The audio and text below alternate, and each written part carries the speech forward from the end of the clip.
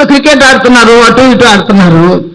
అంటే ఎవరికి వారు గెలవాలనే ఆడతారు తప్ప నేను ఓడిపోతాను మీరు గెలవండి నాకు అవకాశం ఇస్తారా?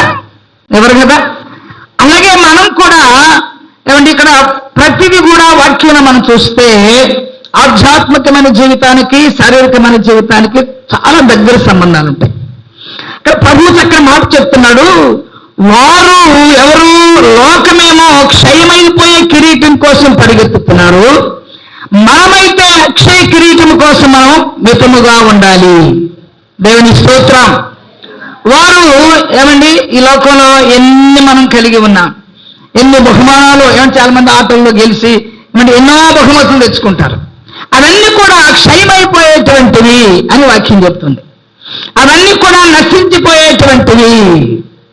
కానీ లోకమేమో నశించిపోయిన వాటి కోసం పరిగెత్తుతున్నారు, ప్రయాసపడుతున్నారు. కానీ మనమైతే అక్షయమగు కిరీటం కోసం పొందడానికి మనం పరిగెత్తుతున్నాము. దేవుని స్తోత్రం. హల్లెలూయా. అక్షయమైన కిరీటం, నశించిపోయినటువంటి కిరీటం, దేవుని యొక్క రాజ్యంలో ఈ ఆధ్యాత్మికమైన పరుగు పందెంలో పరిగెత్తినటువంటి మనకు వాడబారటువంటి కిరీటము, నశించిపోయినటువంటి కిరీటాన్ని దేవుడు పరలోకంలో దాచిపెట్టాడు. దేవుని స్తోత్రం. అందుకని మనం అక్షయమైన వాటి కోసం, నశించిపోయినటువంటి కిరీటం కోసం మనం పరిగెత్తేటువంటి పరుగు పందెంలో మనం ఉన్నాం.